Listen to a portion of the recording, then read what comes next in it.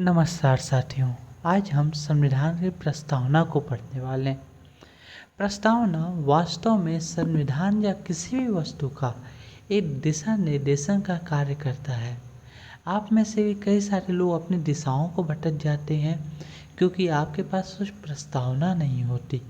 आपको जीवन में क्या करना है इसका आपको पता ही नहीं होता।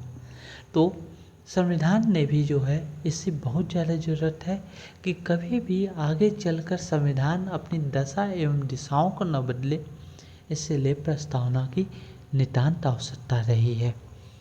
प्रस्तावना लिखने वाला पहला संविधान अमेरिका था, जिसने जो पहली बार प्रस्तावना को लिखा और उस आधार पर पहला संविधान भी बनाया। विश्व का पहला लिखित संविधान और भारत के संविधान की प्रस्तावना उद्देश्य संकल्प पर आधारित रही है, जिसे पंडित जवाहरलाल नेहरू ने तैयार किया और प्रस्तुत किया।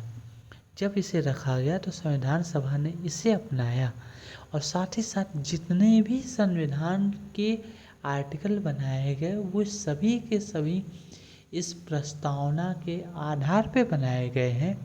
मतलब ये हो जाता है कि अगर कभी भी संविधान में कोई भी अंतर होगा या बाद में कभी भी इसमें किसी भी तरह का परिवर्तन करना हुआ तो सबसे पहले प्रस्तावना के आधार पर देखा जाएगा कि ये जो परिवर्तन हुआ है क्या ये संविधान के मूलभूत ढांचे को, ये वर्ड बार बार आएगा आपके सामने, संविधान के मूलभूत ढांचे को प्रभावित करेगा अथवा नहीं करेगा।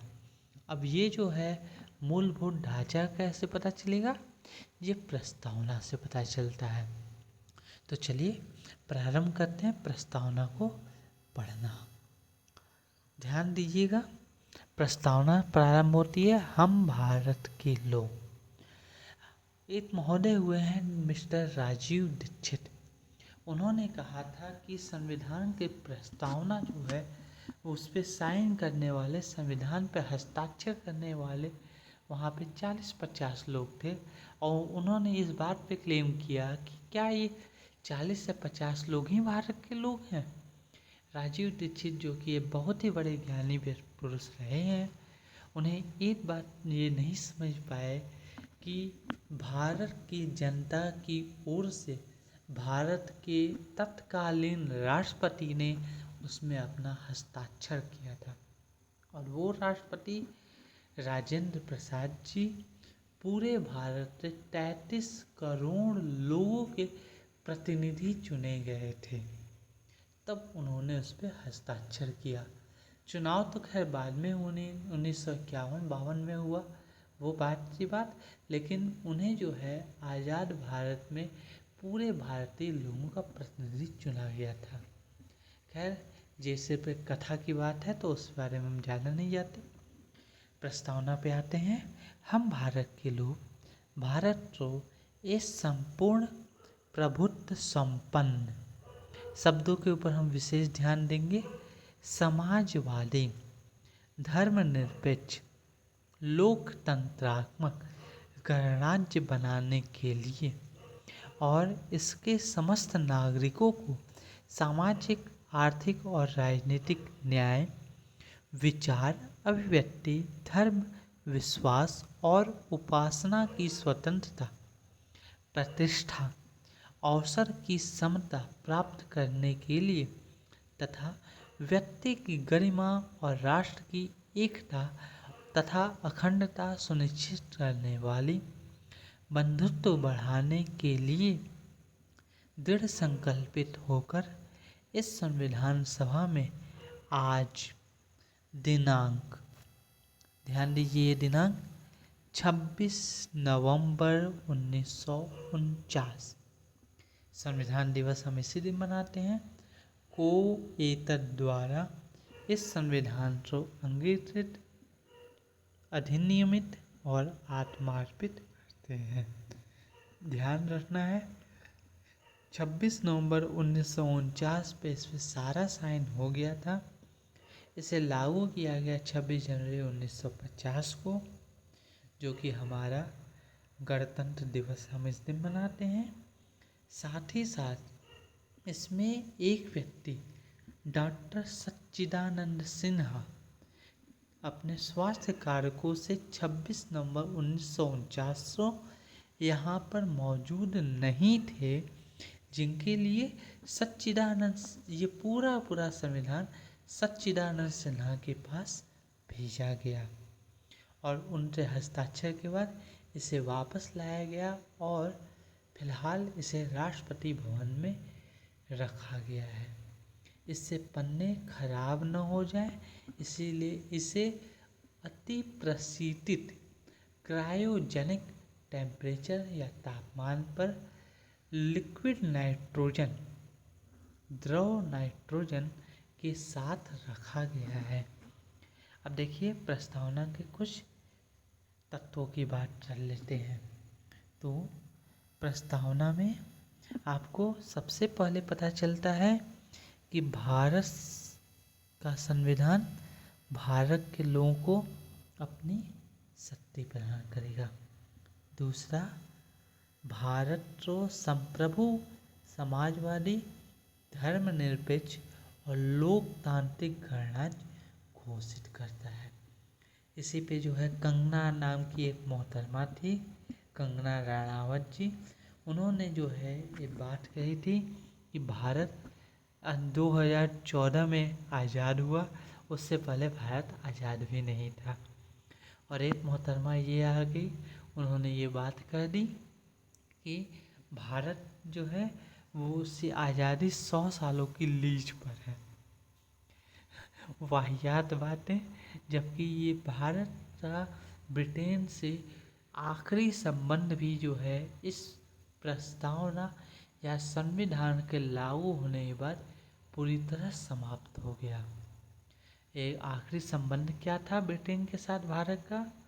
पहला व्यक्ति लॉर्ड माउंटबेटन, जो भारत का गवर्नर जनरल था, और जो कि ब्रिटेन का एक, आप कह सकते हैं ब्रिटेन का एक प्रतिनिधि था जो भारत में हुआ करता था। ब्रिटेन का दूसरा प्रतिनिधि जो भारत से ही चुना गया, सी राजगोपालाचारी को चुना गया। और लेकिन जब से संविधान का निर्माण हुआ तब से जो है इन्हें चुना नहीं गया और इन पद को पूरी तरह से बर्खास्त कर दिया गया, हटा दिया गया। ध्यान रखने की बात ये है कि पाकिस्तान का संविधान 1956 तक चलता रहा और 1956 तक पाकिस्तान में जो है आपके ब्रिटेन के एक जिम्मेवार व्यक्ति या ब्रिटेन के एक उत्तराधिकारी या ब्रिटेन का एक प्रतिनिधि पाकिस्तान में बैठता रहा, जो ऑब्वियसली पाकिस्तानी ही था। पहला मोहम्मद अली जिन्ना और उसके बाद कई सारे आए। तीसरी बात, इससे उद्देश्य की बात की जाती है न्याय, स्वतंत्रता, समता और बंधुत्व की बात। ध्यान दीजिए, अब हम आगे पढ़ेंगे तो संविधान का आर्टिकल 14 जो समानता की बात करेगा, क्षमा चाहूँगा समानता नहीं, यहाँ समता होना चाहिए। वहीं पर हम बात करेंगे समता और समानता में अंतर भी। इसके बाद दूसरा स्वतंत्रता, आर्टिकल 19। न्याय के लिए हमारे पास अलग आर्टिकल मिलते रहेंगे। इसके बाद बंधुत्व, जो कि नीति निर्देशक तत्वों में आएगा। संविधान अपनाने की तिथि, आखिरी बात जो मैं आपको बता चुका हूँ, सच्चिदानंद सिन्हा ने इस पर हस्ताक्षर नहीं किए थे क्योंकि स्वास्थ्य कारणों से वो बिहार में रहे। अब इसके बाद संविधान के निर्माण के खंड, सबसे पहला शब्दों को देखिए, वहाँ पर आया था संप्रभु। संप्रभु मतलब अपने खुद से निर्णय, खुद के नियम, बाह्य नियंत्रण से मुक्ति। दूसरा समाजवादी। समाजवादी का मतलब सबों का कल्याण और संपत्ति पे सबका अधिकार। ध्यान रखिएगा, समाजवाद हम आगे पढ़ेंगे, ये फेबियन समाजवाद की धारा है, न कि रशियन समाजवाद। फेबियन अर्थात फ्रांस की समाजवाद। हालांकि रूस से समाजवाद या यूँ कहा जाए साम्यवाद से बहुत हद तक हमारे पहले प्रधानमंत्री पंडित जवाहरलाल नेहरू एवं राष्ट्रपति डॉक्टर राजेंद्र प्रसाद दोनों ही इनसे बहुत ज़्यादा इनसे सहयोग में थे। और ब्रिटिशर्स ने इस बात को 1942 में ही समझ लिया था, और 1942 में ही ब्रिटिशर्स ने पाकिस्तान को इस बार पाकिस्तान क्षमा चाहूँगा मुस्लिम लीग को इस बात का वादा कर दिया कि हम पाकिस्तान बनाएंगे। इस वजह से मुस्लिम लीग बना और उसने पाकिस्तान से मांग रख ली। अगर भारत में सबसे प्रमुख व्यक्ति में उसमें सिर्फ 2 लोग थे। इतिहास में हम वैसे पढ़ेंगे, नंबर 1 पंडित जवाहरलाल नेहरू, नंबर 2 सुभाष चंद्र बोस। इन्हीं दोनों के किसी के हाथ में देश की कमान आने वाली थी। पंडित जवाहरलाल नेहरू, सुभाष चंद्र बोस दोनों ही रूसी साम्यवाद से प्रभावित थे, और यदि भारत रूसी साम्यवाद में चला जाता तो उस समय भारत पाकिस्तान का बंटवारा न होने पर भी अफ़गानिस्तान, जो कि रूस से प्रभाव में पहले ही था, चीन जो कि रूस से साम्यवाद के प्रभाव में जा ही रहा था, ये सभी के सभी जो है एक ही राष्ट्र के अंदर आ जाते और ये सभी के सभी साम्यवादी बनते। इसकी वजह इनसे बचने के लिए, साम्यवादी प्रभाव को बनाने के लिए, बचाने के लिए पाकिस्तान को निर्माण की आवश्यकता ब्रिटेन को अधिक थी मुस्लिम लीग की अपेक्षा। ये बात समझना जरूरी है, और एक चीज़ आप हमेशा जानते हैं, जानेंगे जब हम आपको इंटरनेशनल रिलेशन, अंतर्राष्ट्रीय संबंध बताएंगे, तो आप ये बात समझ पाएंगे कि पूरी दुनिया में कोई भी चीज़ परमानेंट नहीं है, कोई भी दुनिया का रिलेशन परमानेंट नहीं है, हमेशा नहीं रहने वाला। सिर्फ और सिर्फ हमारे इंटरेस्ट, हमारे लाभ वो हमेशा रहने वाले हैं। आइए देखिए, ब्रिटेन, अमेरिका जिन्होंने एक बार पाकिस्तान को बनाया, आज उनमें से कोई भी पाकिस्तान के साथ है ही नहीं, क्योंकि उनके लाभ भारत के साथ ज़्यादा है। चलिए आगे बढ़ लेते हैं। धर्मनिरपेक्ष, हालांकि इस शब्द को 42वें संशोधन में जोड़ा गया, परंतु आज जो है इसका प्रयोग सबसे ज़्यादा होता रहा है। लोकतांत्रिक, जनता द्वारा चुना गया, यानी सरकार जनता का प्रतिनिधि। गणतंत्र, ध्यान रखना है यहाँ पे गणतंत्र शब्द को। गणतंत्र शब्द भी अपने आप में बहुत बड़ी भूमिका रखता है। आप जब पढ़ेंगे तो चीन भी एक गणतंत्र है, वहाँ पे आप लिखते हैं वो भी चीनी गणराज्य। मतलब इसका सिर्फ एक मतलब है कि यहाँ का मुखिया जो है, जो सबसे बड़ा पर्सन है, वो वंशानुगत नहीं होगा। सिर्फ इतना सा बात है गणतंत्र की। अलग बात है उसे कैसे चुना जाएगा, ये एक दूसरा मुद्दा है, पर वंशानुगत नहीं होगा सामान्यतः। इस हिसाब से उत्तर कोरिया भी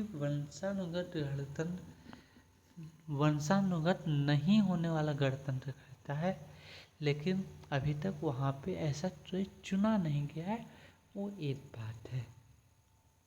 इसके बाद न्याय, जो कि निष्पक्ष होगा। स्वतंत्रता, जिससे लिए पूरा आर्टिकल बनाए गए हैं। समता, भेदभाव रहित, बंधुत्व, भाईचारा। समता और समानता को भी एक बार समझ लेते हैं। समता का मतलब है समाज के हर एक व्यक्ति को, हर एक तरह के व्यक्ति को एक स्तर प्रदान करना। जबकि समानता का क्या मतलब होता है? हर व्यक्ति को बराबरी से ऊपर उठाना। भारत में समता को अधिक महत्व दिया गया है। मतलब जो नीचे है, सबसे नीचे है, उसे सबसे ज़्यादा उठाया जाए, जो ऊपर है उसे थोड़ा उठाया जाए, ताकि सभी का स्तर बराबर हो। इससे आधार पे कई बार कुछ गलतियां भी हो जाती हैं, लेकिन ये सबसे बेहतर माना जाता है। केशवानंद भारती बनाम केरल राज्य 1973 में सुप्रीम कोर्ट, SC यानी supreme court, not schedule caste, supreme court ने ये बात कही कि प्रस्तावना संविधान का एक हिस्सा है।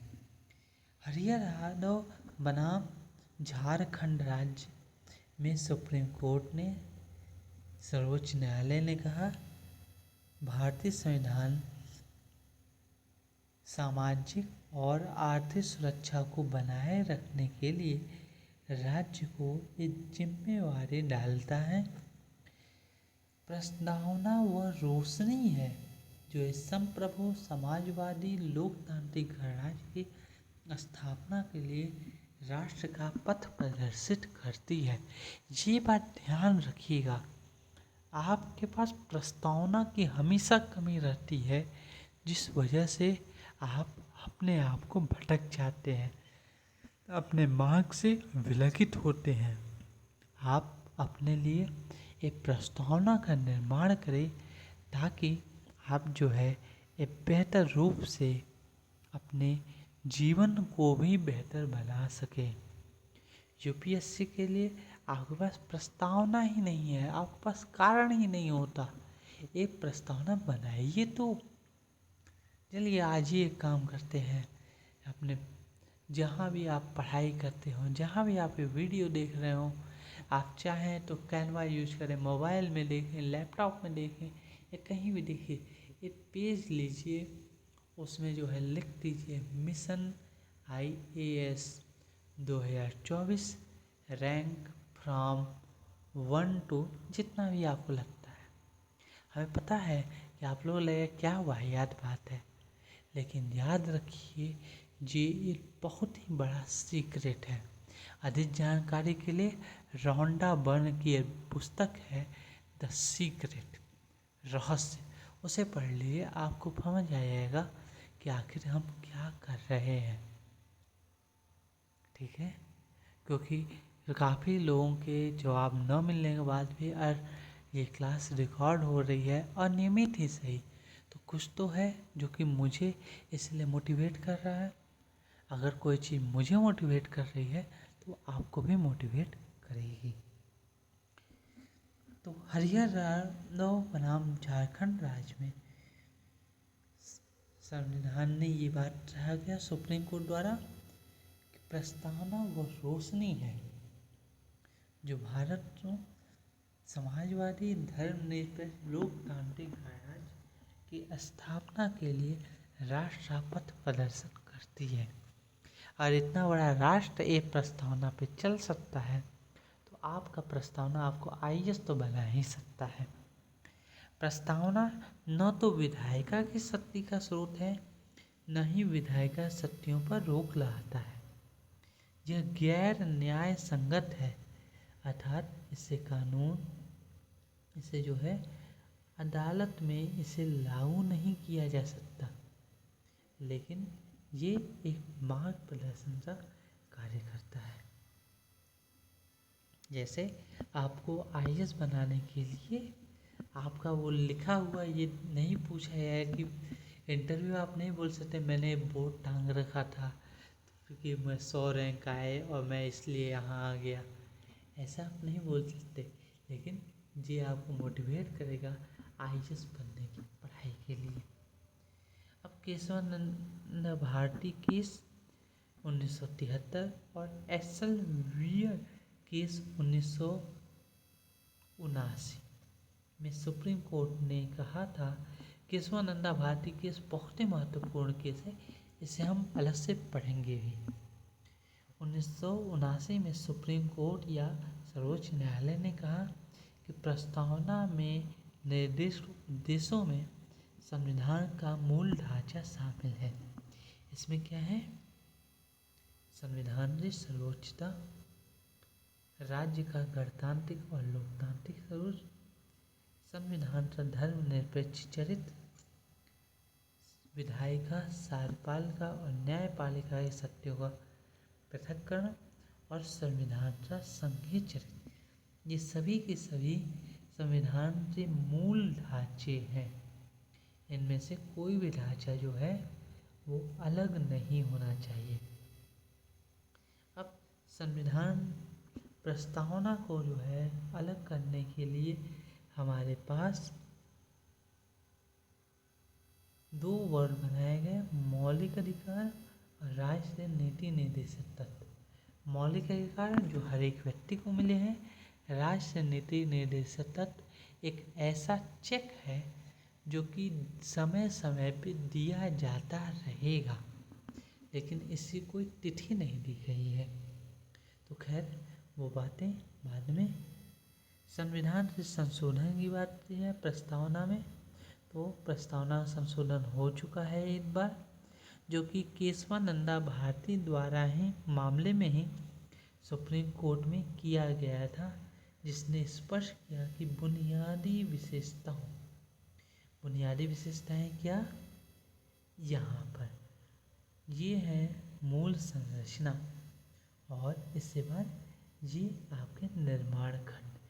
इन दोनों को मिलाकर हम संविधान के बुनियादी विशेषताओं की बात करते हैं, जिसमें किसी भी प्रकार का संशोधन मना किया गया है। प्रस्तावना संशोधन की बात करें तो 42वें संविधान संशोधन अधिनियम 1976 द्वारा केवल एक बार संशोधन किया गया है, जिसमें 3 शब्द समाजवादी, धर्मनिरपेक्ष और अखंडता जोड़े गए, जो मूल प्रस्तावना में नहीं थे। मतलब मूल प्रस्तावना हमारी क्या थी? मतलब मूल प्रस्तावना में आप जो है उन सारे शब्दों को हटा दीजिए और फिर आपके सामने ये प्रस्तावना की वास्तविक प्रस्तावना आपके सामने आ जाएगी। इसी के साथ आज की कक्षा यहीं समाप्त करते हैं, और आप लोग इसे पसंद करें, लाइक करें, सब्सक्राइब करें, शेयर करें और इससे साथ जुड़े भी। आपका सहयोग बहुत ही नितांत आवश्यक है, और आपको यकीन माने कि ये जो है आपको यूपीएससी के स्तर तक पहुंचाएगा। अगर मैं आपके इस बारे में बात करूँ, आप मेरा रिकॉर्ड जानना चाहें तो पिछले 3 सालों से मेरे पढ़ाए गए भूगोल से 90% से अधिक सवाल आते रहे हैं। अगर इस साल 12 सवालों में से 11 सवाल मेरे भूगोल के नोट्स से थे, उससे पिछले साल 14 में से 12 सवाल और उससे पिछले साल 16 में से 14 सवाल हमारे नोट्स से रहे। आगे हमारा सिर्फ ये प्रयास है कि जितने भी क्वेश्चन हो उनमें 100% प्रश्न हमारे ही नोट्स से है। आप सबों का सहयोग इसके लिए अनिवार्य है। ऐसा मैं वीडियो भी बनाने वाला था, जल्दी ही शायद वो आपके सामने आ जाए और जल्दी ही हम इसे फिर से कर लेंगे। मिलते हैं आपसे, तब तक के लिए नमस्कार।